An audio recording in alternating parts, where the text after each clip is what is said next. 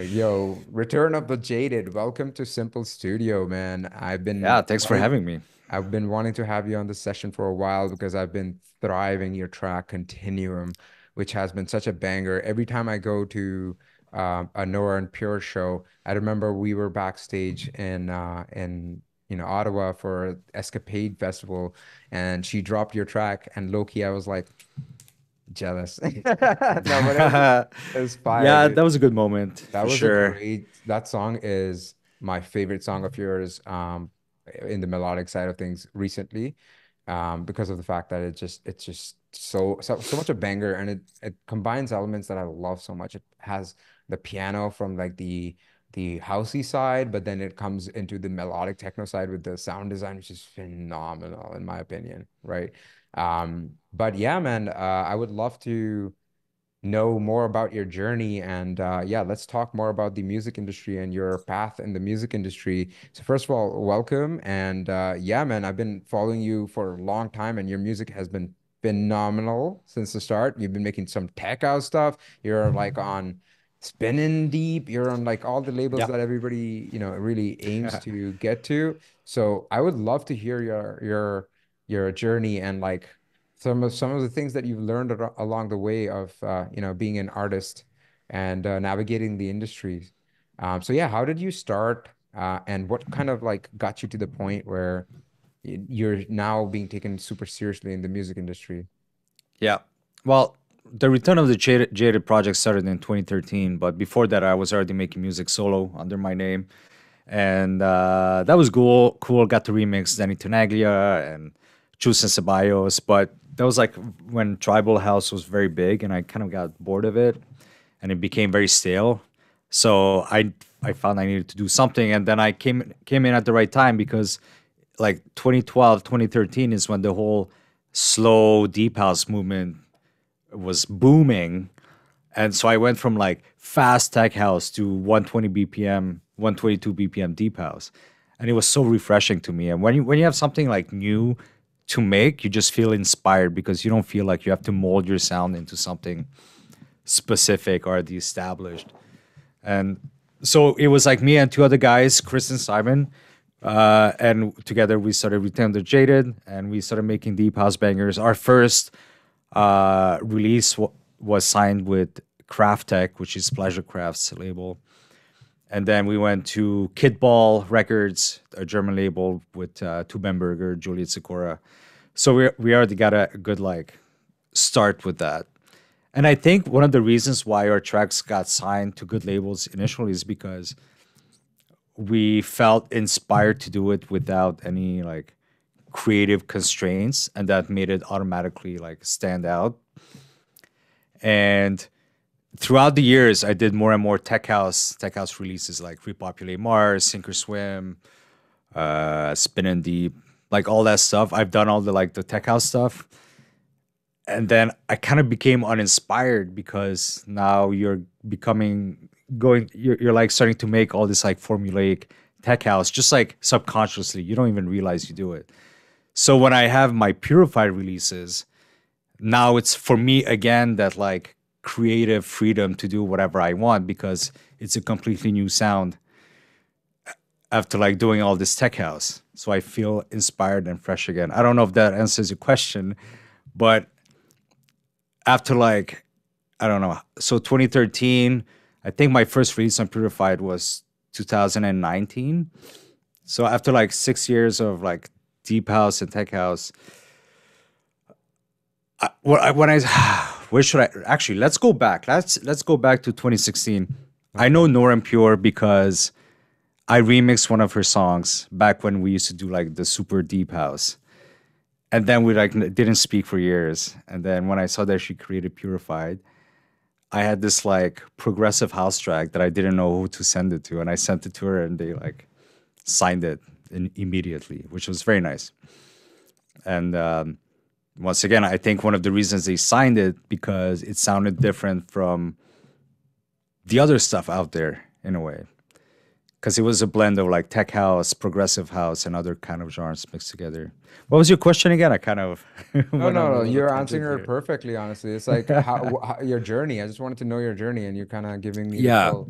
full idea of it. And Yeah. that it's really cool because like I think it's the same kind of like approach, right? And when you're starting off, when you're trying to establish yourself, you're so focused on trying to like fit a sound and be Hmm. known for a sound. And then what happens once you get into it, then it's like, what do I do now? And then that's Yeah. where your creativity needs to uplift, and you have to have that leveling behavior where you have to like go and be like, okay, now it's time for me to just do me.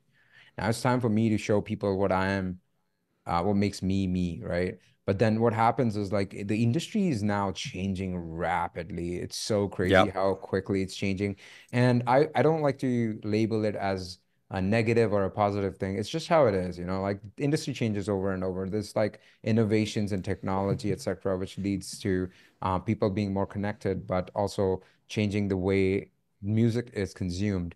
And I think one of the biggest ways that music now is being consumed is having this crazy hook in the song that can be TikToked at this point of time, right, in the middle of a Yeah. set, right? And while that's this case, even like how the tech house industry progressed was very interesting because in 2012, 2010, I think we both replied to the same thread by Koyu, was it? Where we were like the music was at the tech house there was so boundless and so creative at that point in time. The hot creations coming up, the Viva recordings coming up, and the Swaras, where it was so boundless and it was so creative and it's so exciting, you know. And then now we're getting to a point where it's becoming so streamlined that every label has like a very distinct like clear sound and stuff.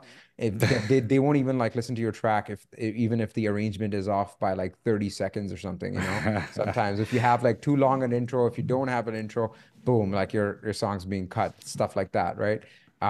So how do you feel about like traversing through this industry where times have changed so Yeah. consistently? And how do you feel Um, like what are some signs that you've seen, or certain things that you've seen artists do to make sure that they're like always kind of relevant or always like in the industry and still doing well? I think nowadays, with the amount of music being released, what's important is not to sound like other people more than ever. Like you gotta absolutely stay true to your sound and have your own perspective sonically about life. Like if you're gonna try to sound like someone else, that someone else is already established and it's already there. So that's not gonna be advantageous to you. So what I find myself doing is just not be less and less scared to just experiment and do different things. Mhm. Like the fact that Kontinuum has this like housey piano, a random vocal. It's not a random vocal, but and then it has a like melodic drop where there's a synth that only happens for like 8 bars in the whole track. Mhm. It's like a different arrangement from other things, and you can't be scared to do that anymore. Mhm. So with the change in the industry, I just like you have to think that no one else is gonna help you. Really, you're the only person who's gonna help yourself the most. Mhm. So Yeah, you get I yeah. definitely feel that. I definitely feel that a lot. What do you think um what do you think is happening with the label's direction? I know you said to be creative. Do you still think that labels are super important to just, use as a platform? Or do you think That it's, depends. yeah. Yeah, that depends how established you are. Hmm. If you're new, Hmm. you definitely want to get on these labels to get some exposure and make connections, network a bit with people. Because if you don't know anyone, how you gonna yeah? Because these labels might be a stepping stone to a bigger label Yeah. eventually. Yeah. And you gotta, if you want to get signed to a big label and they look up your name and it says no releases, that doesn't help. If you want to self-release, that's also very possible and it's good to do, but you better make sure there's a community of people behind you supporting your releases. Yeah. Getting Like you, streams you and can't buys. not have a following self-release and expect results Yeah. Yeah. unless your track is like out of this world, like the best shit out there right now. At this point of time, I've noticed, man, even the out of the planet music, it's shafted compared to the marketing prowess of anybody else. So if you're not good at even trying to build a community, in the end, I think that's our prerogative as artists to just have a community. It's about us sharing our art to the world. And part of it is also building our community and like showing people who the person behind the art is. Because when people fall in love with music, at least for me, when I fall in love with music, I always go back and I like am emotionally invested in who this person is behind the music, you know? And I think if you don't show that to the world, people lose a little bit of that connection to the music, Yeah. whether or not they might think the song is great. They won't remember who you are, which means that they might not be invested in the music that comes out from you in the future, right? Yeah. Adam asks a good question. Presence or over good music? What do you think? Do you think a person who has more presence is going to be more successful in the music industry versus having good music? I think in today's age, being quiet and humble is a disadvantageous. I can't say that word. Being quiet and humble is not going to be helpful to you, which is shitty because a lot of producers can be like quiet introvert people who make really good music. But the problem is if no one knows about your music, good music, you have to have good music. Yeah, that's That's baseline. like 100%. But good music alone, Hmm. I wouldn't say one is more important than the other. It's just Hmm. you need both. You can't have only one. Yeah, You at this can't point have of only presence and you can't have only good music. You need to yeah, have both.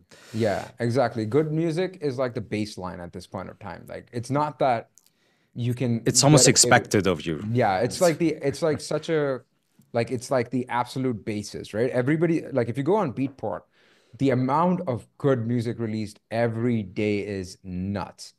yeah, And how many of these artists are known? Not like maybe like 0.01% of the artists, right? So yeah, it's not a competition between good music and presence. A lot of people conflate that, and that's a problem because it's you're not really listening to the music that's coming out if you think that it's either or. It's good music and presence. Like good music is now the baseline. Everybody has a computer, everybody's making music. Out of all the people who are making music daily, at least like 15 to 20% will get to a point where they're good at music. It's a progressive climb, right? Some people get there slower, some people get there faster. I help my students get there within 3 months versus like 8 years. And I can kind of like cut down the stuff based on my experience to what is important in order to succeed in the industry. But in the end, like the 8 year person is also going to get there. And but if you don't have a following, it doesn't matter because like businesses at this point of time, like you have to understand the music is a business, right? You're trying to make a living out of it. You're trying to make money out of it. If you're trying to make money, you have to sell, which means you have to have people who stream your music or buy your music or come out to your shows.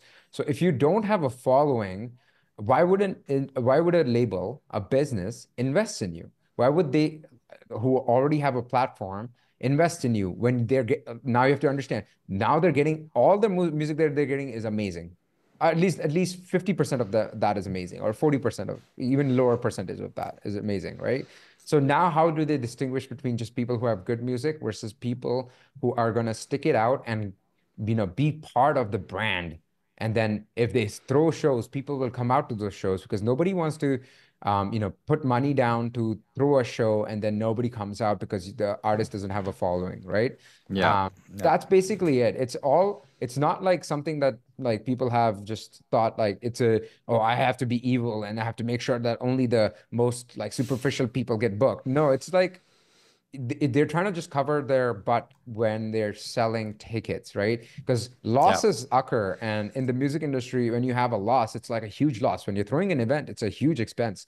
So if you have a huge loss, it's not only a loss monetarily, it's also a loss towards your brand because the few people that come to your show, they're going to be like, oh, damn, nobody cares about this music. Why do I care about this music? And they don't have a good time.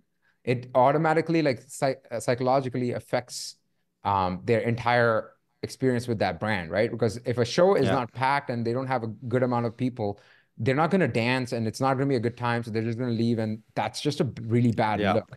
So They like this labels are just trying to like make sure that that doesn't happen, that situation doesn't happen. So they're looking always for artists who are like committed to the industry, who are at least trying to put their like put out content. They don't have to. That there's a future is, yeah. Let me interrupt there. Yeah. Labels want someone. First of all, it costs money for every release, right? Mhm. If every release you put out there you're gonna lose money on, it's not a viable. Yeah. It's you can't exist. One, and two, like if they see that you're doing one release or two releases a year, and you're like half into it because you're not putting everything into this, like you're not putting 100% into this, or you're 200%, then they'll pick someone who will do that instead. Yeah. Yeah. Like, Yeah. If you're not treating it as a career and you're treating it as like a side hobby that you like, you're gonna kind of do only the things that you like and not the things that you have to. Like if you go to a job and you get picked to be like maybe a consultant or something, and you go there and you're like, I just like lunch breaks. I'm just gonna do lunch breaks. I'm not gonna do the paperwork, or I just like to, write emails. I'm not gonna do the grunt work or whatever. They're gonna be like, you're fired. And that's kind of yeah, how you have to see the industry is like you're not just trying to navigate, and everybody thinks their music is special, and it could be like I don't music is not like it doesn't have to like have that speciality, but you got to show the world why they should even spend time giving you attention because it's attention economy. So you got to put in the work. You got to put in the work with your art, building your audience, et cetera, et cetera. Yeah, man, I think that's a really good insight from you about the labels. There, every release that they have to pay for the artwork. They have to pay people for PR, which is like sending music to artists, sending music to like radio hosts. video Yeah, hosts, all those people, and that costs a lot of money per release. It could cost upwards of $1,000, right? And most of the yep, releases don't even meet that threshold. They don't even make that much money. So if you consistently have like 12 releases in a year and none of them make the money, then you're completely in a loss. You're not a business. You're just wasting money, right? So you got to think in the perspective of the label that they're investing money in you. Why do you think you're a good investment? And the reason you could be a good investment is that you show potential for a future higher return on investment, right? Which is yeah, like you're going to be playing the shows, you're going to be bringing out audiences, people are going to listen to the music, even if, even outside of their own brand. If they can release any track and it's going to get the same amount of streams as it would if you release your track on their label, then why would they invest in you? They can just invest in any other person. They're going to get the same amount of streams. They're going to get the same amount, and the quality of music is all up to par. They're meticulous in A&R. It's not an easy like, oh yeah, everybody gets signed kind of mentality. Everybody knows like you get 400 demos a day. Nora and Pierre was showing her inbox on her story the last like 2 days ago, 3 days ago, where it was like she left the inbox for 2 days and she had like 800 demos or something that she has to go through now. And it's like after a while, it becomes like you have to pick which emails to even open. And the emails that they open is like familiarity, right? Where, yeah. oh, this person's popping up. Like I heard their demos and I liked their demos from another label that I played. So that kind of really helped me really want to get signed to this label and even open that email to give that music a chance. Forget like signing that track, right? I actually had a question for you, if you don't mind. What are some good business advice related to getting signed or progressing in your music career that you got that you wish you'd have gotten sooner? Hmm. Let me think about this one. We should welcome James. He just joined not too Hey, long ago. James, how's it going? Arctic, he's killing it. His music is Um, pretty fire. Oh, hello. Thank you guys. I just Mm. woke up. Sorry, I'm a little late to the party. All good. He's all in the good. West Coast. Okay, yeah, makes sense. Well, good morning. Yeah, let me think about that because yeah, now that I'm older and wiser, I guess I can answer that better. But I don't want to give you a wrong answer either. Um,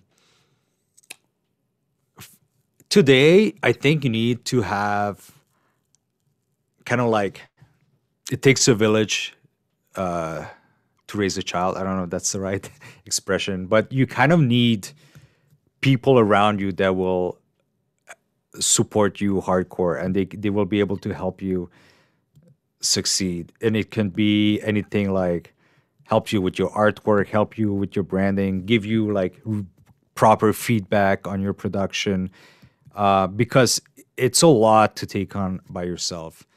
Um, that would be like the moral, like emotional support side of the answer. As the business answer, um, go out there and network and talk to as many people as possible, because you never know who you're going to meet, how they're going to be able to help you.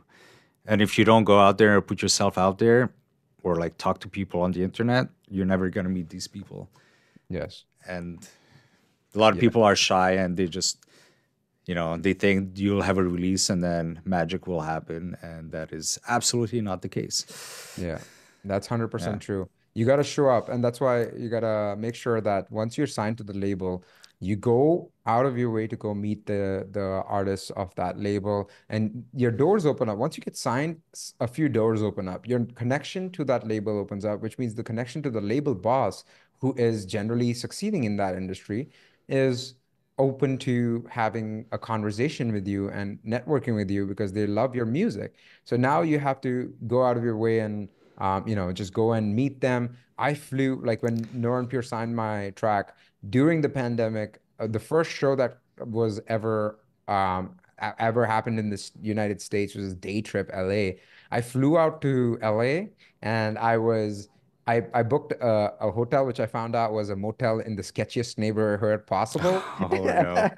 My Uber driver, while I was getting there, was like, you should stay in and just lock your doors and just stay in and don't go out at night, especially. And I was like, okay.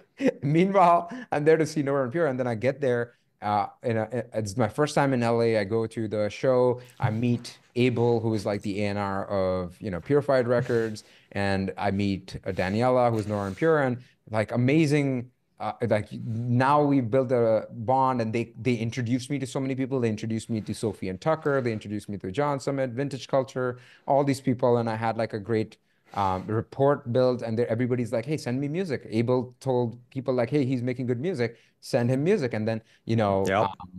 yeah, so like I got a lot of good connections that way. And that's how you kind of move forward in the industry, right? You can't just be making good music. I think everybody has this mentality, is just like make music, but you know why? Because it's like making music is fun, and I get it. It's good. It's fun. It's And, enjoyable. and it's in the comfort of your own home. You don't have Oh, to yeah. talk to anyone. You just make it, and you're like, my Yeah. work is done here. Yeah, yeah, but you have to go. It's a people industry. Every industry is a people industry, and they will once they see your personality, they'd be happy to like, Yeah. push you forward and stuff. I have a story about Kontinuum, actually. Yeah. I sent this, I forget, this was like over a year ago. I sent it to Nora and Pure as a demo. And she knows me by this point. Like, I did the remix for you, and I already released like 3 other songs on the label. And I sent it to them, and she never replied, or they were like, yeah, we'll listen to it. And then like nothing. And then she played at Igloo Fest in Montreal a few months after that. And at this point, I'm already like, yeah, I'm signing this to my record label. It's gonna be the first release on my record label. And when I went to see her backstage just to say hello, she was like, "Hey, send us some music. How come you never sent us anything?" I'm like, "I did." And then she looks at the email on her phone. She's like, "Oh." And I'm like, "Well, if you want to sign it, you have like it's got to be like in 2 months, because that's when I plan to release it." And that's what happened. Yeah. You're like, okay, yeah, we'll cancel another release. We'll put yours there, and that's how. And I'm happy I did that, because if I would have never went to see her, I had to drive 2 hours to go see her in Montreal. If I would have never went, and I'm like, I'm lazy, I don't want to go say hi, this would have never happened. This would go out on my label, probably not get the same amount of exposure. Then if it was one Purified. So it's these little things, right? That's amazing. That's a great story. And it also gives you a clear idea into the life of a person who owns a record label. Because when I owned a record label, I was running my own label. I got insane amount of demos and I wasn't even established. My label wasn't even established. As soon as we had our music out on Beatport, we started getting demos and it was insane. We got hip hop demos when we were like a tech house label, and it was like, what is going on? And how are these people getting our emails? We didn't even put it Yeah, out it's there. crazy. But so you got to put yourself in their shoes and be like, okay, I have to make a mark emotionally by meeting these people. And that's one of the things that I like really emphasize in with my course, with my mentorship courses. Like, if you join my mentorship course, I will get you connected to these people by taking you backstage and meeting these people. James actually and Adam as well. I got them backstage to talk to Nora and Pure and Abel, who's like the A&R of Purified. And that's kind of how you build the relationships, because now they can put a name to the face. You're like, oh, I'm Yeah. Arctic. Oh, you're Arctic. Oh, yeah. I send me music. And I was like, I already sent you music. Can you check your email? I was like, oh, okay, I found it now. So that's Yeah. how it works, because you don't understand, like, artists are doing so much already. They're like sleep deprived because they're like playing a show every other day, and they're just like trying to find the nap time either on their flight or in the hotel, and they're calculating the time to the airport. And that's basically how it is. It's like you play a big show, you go and you run your stuff. It's kind of a miracle to me that like Nora and Pure is able to even run a label with as much as she's doing right now. With the amount of people they have, yeah, it's Yeah. crazy. Oh, yeah, yeah. It's insane how much she's doing, right? And that's where like your first thing, and I really love what you said. It takes a village to raise a child. It's really true, because you need a team. You got to work towards a team. First, you have to develop the credibility, and then build the relationships. And you have to think about labels as building a team. It's not about getting signed to the biggest labels, because it's not going to help you if you don't consistently sign with them, because you're not building that team.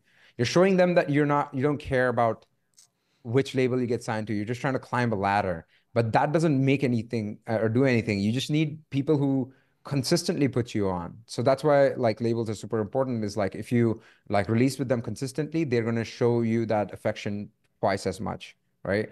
Yeah, that's super. I love that answer actually. That really helped me out. So okay, so another question that kind of like leads out of that is like, who are some of the people that have helped you to get to this point in your career, and how have they helped you exactly? I Yeah. know you work with managers, and other industry people. Who are some of the people who helped you? I mean, yeah, of course, my manager, Tom, who's based in LA, helps a lot because he's well connected over there. And he also manages Jay Wara. So he already has like, experience with all that. But that's like more like on the business networking side. But in terms of mentorship, I have Martin Villeneuve, who used to release on Yoshi Toshi back in the days, which is, Uh, Yoshi Toshi, yeah, the label yeah. of, who's it? Dubfire and Sharam. They used to be Yeah, called Sharam, Deep Sharam. Dish. Yeah, yeah, Yoshi, Yeah. Yoshitoshi. Yeah, man. Yeah, and he had at this point already like a Beatport one. And he had his own. He used to manage Max Graham's label too. So when I was like 23, I learned a lot from him, and he, you know, just like talking with him over the years, you just start learning a lot of things. Is that the question? Like Yeah, how yeah. who Who, mentored who who me? are the people who helped you? The other people? Like along the way, and how did Um, they help you? Like, did he connect you yeah, with just the labels, or how did you even yeah. start getting booked to shows and stuff, and getting more opportunities? My manager definitely did help me with in the recent years anyway with like label connections and so forth. But let me think here because I wouldn't say there's one person that stood out more than the others. I think knowing Nora and Pure, Croatia Squad, and the whole like Hervetic Nerds crew, they're all very close to Christian Hurt, Chris Reese, Hmm. who's I think like the mastermind behind all these acts. Yeah, Uh, enormous th- tunes. enormous tunes. Yeah, I Hmm. think knowing that crew helped me a lot because they were always like so open to working with me and having me remix their songs. So I think that helped me a lot. Like I would say Nora and Pure is definitely one of the people that helped me. And in the tech house world, it's such a like shit show scene that Hmm. I wouldn't say there's one person. I mean, getting signed to some of these good labels definitely helps, but at the end of the Hmm. day, like me and Rish were talking that in the tech house world, you go up fast, but you also go down fast. And in the melodic scene, it's more like a steady flow or Yeah. a steady climb. Yeah, there's a lot more like yeah, a melodic scene. I've seen the crews stick together longer, and yeah, a lot of people are very supportive. If you give them your time and your effort and your music, then they're gonna return that, and they're gonna bring that to your brand, etc. Yeah, that's super cool. I've had similar experience with like Nora and Pure helping me out a lot, and even in ways that maybe she didn't even know that she's helping me out just by playing songs and stuff here and there. She's such a down to earth person, and that's kind of like what you should look for when you're working for with labels and working towards a career in the music industry. It's not about like working with the people who are always like the top or the biggest or whatever. It's more like who you can build long-term relationship with, right? Because that's Yeah. what your colleagues are going to be, and those are the people you're going to be like touring with, or you're going to see in tours, etc., right? And whose shows you're going to be playing. So I think one thing I wanted to ask you about like labels nowadays, we're talking a lot about Purified, etc. Is like labels nowadays have such a defined sound and they're so well catered to their audience. And you said that nowadays we should be being very Unique. unique in your own sound and stuff like that. And even to the point that I've seen that labels are like, okay, you got to have a very specific type of chord progressions. You have to have a very specific type of hall reverb, kick drum, etc. So how do you like balance Haha. that? How do you balance like being creative, but also making music for labels that will fit this label sound? Because labels definitely Yeah. help, right? Well, I didn't know labels are looking for specific kicks and reverb sounds, and I don't want to release on that label. Then, Mhm. to be honest, fuck that label. I don't know who it is, but you say that, but labels are still looking for different things, even though they have a catered sound. It's tricky because labels, a lot of them say they want something different, but then they're like, "Oh man, is this gonna sell if we release it?" You Hmm. know. Hmm. I just don't care anymore. I just do Yeah. whatever I want. And listen, when you first start up, yeah, do a little bit of like imitation, but don't make it like 100% sounding the same as something else. Yeah. Once you get a bit more established, then you can like branch out into your own sound more, Yeah. I think if that that's makes like sense. that's the main, yeah, 100%. That's exactly what I've seen in the industry is like they're all like everybody starts off with imitation and like trying to cater a lot. And then once they get their first release, that's when they're like they spread their wings and they're like, okay, now I gotta like find my own thing within this. Because if you keep playing that game of trying to fit the label afterwards, it can be a little, it can get you to a point where you're not gonna stand out anymore. And it's just gonna Hmm. be like, oh, it's just the label song. It's just another artist on that label versus like a new person. Yeah. Yeah. Yeah. Oh, by the way, we have like 2 slots available for our mentorship where we help you get connected with the people. We help you get signed to labels by teaching you what the labels are looking for. So if you're interested in that, you can apply using the bit.ly link that I'm going to post in the chat, bit.ly/get signed dash apply. For the production side of things, what are like some production habits that you have that you recommend other new producers especially adapt? Just be consistently producing. Um, and if you still don't know how to do certain things, a good way to learn new things is just by trying to reverse engineer, uh, you know, the type of track that you want to make. Because the more you do it, the more it's gonna click. Oh, this is how I make this sound. This is how I make that sound. and then next time you just your goal as an artist, as a producer, is just to be able to recreate what you're imagining in your head. And once you have all the tools to be able to do that, then it's easy, right? But you got to learn those tools. So just be consistent. Mhm. And there's a question from, Nava. yeah, but yeah, just consistency, man. Reverse Yeah. engineer, maybe not a melody, because Mhm. a melody is, you Unique. know, Yeah, it's very like it's a personal thing. it's a Yeah. personal thing. But the production techniques, Yeah, yeah, yeah. I think the main thing about reverse engineering stuff is you have to understand the systems, and it's really important to understand what you want to reverse engineer and what you don't. Like you can reverse engineer arrangements at this point, arrangements are very easy to copy pretty much, right? But then when you copy six arrangements of six different tracks, you get the bounds of like, okay, these are the rules. These are kind of the rules. Like this is how much like space I need to have in the breakdown, this much what instruments have to get going in the breakdown, etc.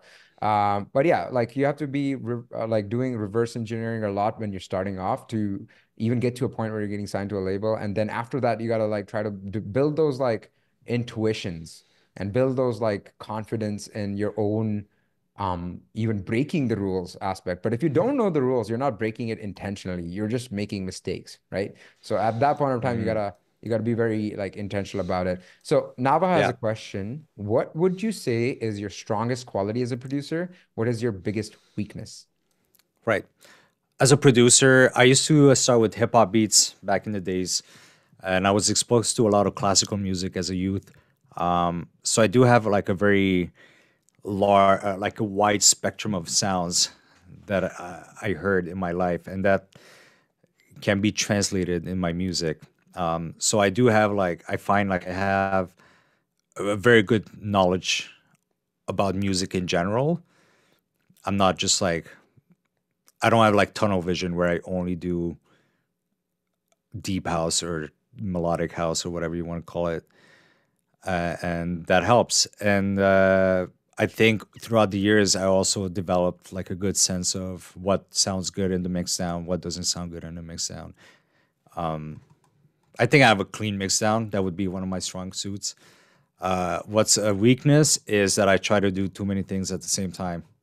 That's I try to ADHD. do drum and ADHD bass, I syndrome. try to Yeah. do house, I try to do Yeah. techno, and then you're like, what am I doing here? Bro, I'm just confusing everyone. that's me to the T, man. I think this is one of the things that I've learned in the industry is like what you get rewarded for is not being really good at multiple styles. What you get rewarded for is to have a consistent identity in music. And whether you like it or not, this is just how things are. Because I've released breakbeat, I've released tech house, I've released melodic house and stuff. And when someone listens to my melodic house song, they go to my profile like, oh, I can't wait to hear more melodic songs like that. Psych, you're listening to some tech house. They're Yeah, like, oh, I don't yeah, want this. I don't want I don't like this. And then they just like move on, right? So if you want to build a fan base, you have to have like consistency. So this is why I recommend just like diversifying if you can, but it's a lot of work to build new brands, etc. But yeah, that's a really good answer actually. I think we both are in that thing where as an artist, when you go so deep into production, sometimes you just get bored and you want to just create different styles a lot because it's like it inspires you, whatever inspires you create, you can still make it to be inspired, but I feel like you have to be very business minded when you're releasing music a little bit, unless somehow you can figure out how to build a community. Because if you build a community on your own where people are loving you beyond the music, then they'll listen to whatever music you put out. It's but if you're trying to build a community with the music, then you have to be very particular about the music that comes out, right? yeah. um that's Like, are actually you, if you're like a Fred everything type of act where you Mhm. do everything, then it's Yeah, expected of you to just do different things. And they're okay with that. yeah. But not one can be Mr. Fred everything. Fred So again. Fred Fred everything. again, Fred everything. Yeah, that's something completely different. Fred again. Yeah, yeah, yeah. You Fred know who again. Fred everything is, though, right? He's I like a don't. Montreal deep house. Oh Okay, no yeah. way. Fred again, again and again and Shout out again. to both of them, Fred again and Yeah, Fred both everything. Freds. Yeah. So before we dive into the music production stuff, I would like to two main questions that kind of like stick in my mind is like one of those is like, what do you think defines your signature sound, and how did you come about it? How did it just happen, and like were you intentional? What happened with that? Like how did you define that? Yeah, I think my every song I make has like a very prominent bass line and kind of like harder drums, if that makes sense. My melodic techno house or whatever you melodic deep house, whatever you want to call it, definitely has more heavier drums compared to like what Afterlife does. And my bass lines are always like what is the word, like crunchy and like almost like drum and bass sounding, Like rough, basically. Like rough, like very yeah. present. They're not like it's like one of the main parts of the song. I would say, yeah, definitely like bass lines. Nice. Okay, sick. Yeah. Yeah, I think that's kind of how I recognize it too. Also, their sound design is phenomenal, man. Like your details on every track, even the chill tracks that you have are pretty insane. Because I was like listening to one of your older Purified releases. Let me quickly look up the name, and it's the Soma track. And Hmm.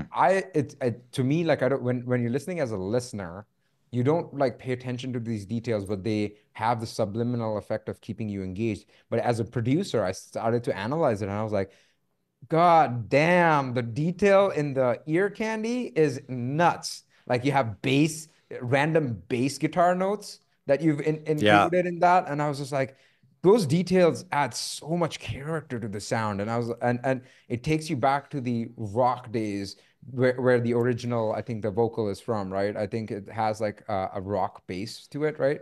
The Yeah. Soma track. So Yeah. Yeah. it was yeah, it's insane. I think that also defines your signature sound to me at least. It's interesting you say that because you're not the first person who said that. I do pay a lot of attention to detail, and these like little accent sounds here and there eventually all work together to make something like more cohesive and fill up the track nicely. Like you said, the ear candy. Because I do send my friends the tracks for feedback, and they're like, "It's good, but it doesn't sound like Return of the Jaded yet." And then Yeah, I'm like, yeah. and I Yeah. start adding these things, and then fuck around with the sounds more. They're like, ah, Yeah, yeah, yeah, now yeah. it sounds like you. Nice. That's Yeah. it. That's it. That's a good set of friends you have, man. If they can kind of give you that direction, that's good direction, I think. You know, And this goes back to like you need that team of people around you that really push you to do better. And yeah, you need a village, bro. You need a village. We need to move to the village, bro. Move yeah, to Tulum. I'm here right now. Let's the go. village of Tulum, let's go. Yeah, yeah. The All right. last question that I had for you before we jump in is what is one tutorial or a course or a mentor or a master class that you took that you really, really benefited from?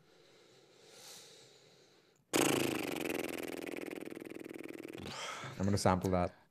None. I am the master class. Yeah. I'm my own master class, man. I've just learned so much. Dude, I've been producing since I was 16 and now I'm Mhm, 37. mhm. So that's 21 years of production. I'm not Damn. saying I know everything, but you Mhm, just learn so much over the years that mhm. now there's so many video tutorials and I'm like, yeah, it's cool, but like I already knew like most of what you just said. Yeah, You know who has really good tutorials is Disclosure.